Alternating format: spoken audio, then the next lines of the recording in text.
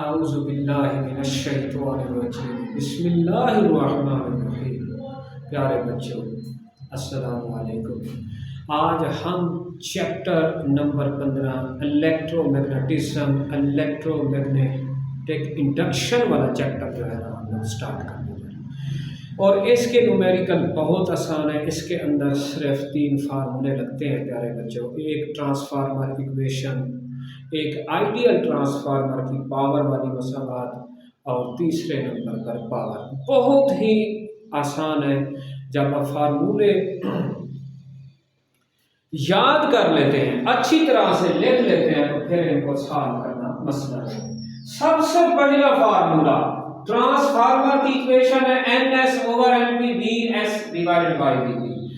NS number of turns secondary coil की, NP number of turns primary coil की, VS voltage secondary coil का और VP voltage है primary coil का।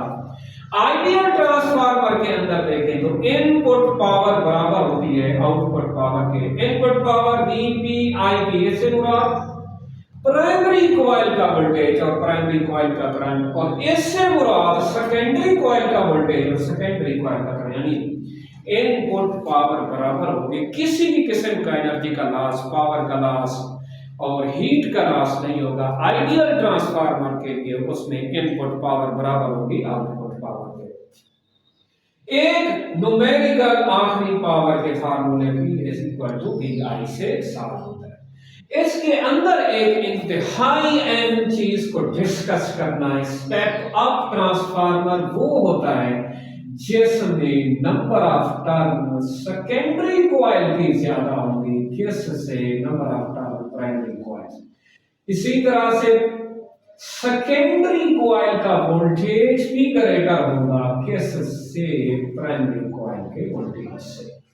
इसी तरह स्टेप डाउन ट्रांसफार्मर की बात करें तो इसमें क्या होगा, NS लेस होगा किससे, प्राइमरी से, और इसका वोल्टेज सेकेंडरी का भी क्या होगा, लेस होगा किससे, प्राइमरी से। अब ऐसी बहुत सारी चीजें देखने में आएंगी। फर्ज करेंगे मैं यहां पर एक चीज लिख देता हूं, टर्न रेशो। एक न्यूमेरिकल के अंदर भी वो बात करता है। 1 रेशो है हमारे पास कितना, 100। फर्ज करें अगर स्टेप अप ट्रांसफार्मर की वो बात करता है तो स्टेप अप ट्रांसफार्मर के अंदर एक टर्न रेशो होगी सेकेंडरी की, एक होगी प्राइमरी की। अब मेरा क्वेश्चन है स्टूडेंट से, कौन सी इसमें से टर्न रेशो प्राइमरी की होगी और कौन सी सेकेंडरी की? अगर ये है स्टेप अप तो साफ जाहिर है स्टेप अप के अंदर NS ग्रेटर होता है किससे, NP से। तो ज्यादा लिखना है तो प्यारे बच्चों NS की वैल्यू क्या हो सकती है, ग्रेटर होनी चाहिए NP से। तो अब साफ जरा NS को 1 नहीं लिख सकते, NS को हम क्या लिखेंगे, 100 लिखेंगे, और NP को क्या लिखेंगे, यहां पर 1 लिखेंगे। ये किसके लिए, स्टेप अप के लिए। अगर यही बात हम लिखते स्टेप डाउन के लिए, स्टेप डाउन के लिए क्या होता, उसमें से हाई वोल्टेज को वो लो में कन्वर्ट करता है। हाई को लो में कन्वर्ट करता है तो उसकी प्राइमरी कॉइल की तादाद होती ज्यादा और सेकेंडरी कॉइल की तादाद होती कम। तो ये पता कैसे लगेगा स्टेप अप और स्टेप डाउन का, इसके एहतियात करना डाटे के अंदर बहुत जरूरी है। तो अगर ये बच्चों को समझ में आ जाता है स्टेप अप के लिए और स्टेप डाउन के लिए टर्न रेशो का लिखना, प्राइमरी कौन सी होगी और उसकी सेकेंडरी कौन सी होगी, तो फिर ये वाले न्यूमेरिकल इंतहा दर्जे के क्या हो जाते हैं, आसान हो जाते हैं। तो हम पहले अपने न्यूमेरिकल की तरफ चलते हैं। वो कहता है ट्रांसफार्मर इज नीडेड, उसकी प्राइमरी वोल्टेज 240 वोल्ट है और सेकेंडरी वोल्टेज 12 वोल्ट है, और उसके number of turns primary coil के अंदर कितने हैं, 2000।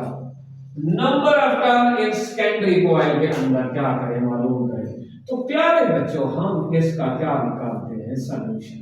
कौन सी इक्वेशन लगेगी? N S divided by is equal to आएगा एन एस किसके इक्वल आएगा? सेकेंडरी डिवाइडेड बाय प्राइमरी, और ये नंबर ऑफ टर्म प्राइमरी के इधर से। अब क्या करना है? बड़े ही आसान और इंतहाई सब्र के साथ, तहम्मुल के साथ इसके अंदर वैल्यूज को पुट करते होना है और आंसर आप लोग का बड़ा ही आसान आ जाएगा। सेकेंडरी वोल्टेज हमारे पास 12 है, प्राइमरी हमारे पास 240 है। इसी तरह से प्राइमरी के टर्न की तादाद प्यारे बच्चों कितना है? 2। एक जीरो के साथ एक जीरो को क्या करते हैं? कैंसिल करते हैं, और 12 को इसके साथ तो 2 आएगा, ऊपर क्या बचे? 200 डिवाइडेड बाय 2। तो number of turn in secondary coil के अंदर कितनी आ जाएगी?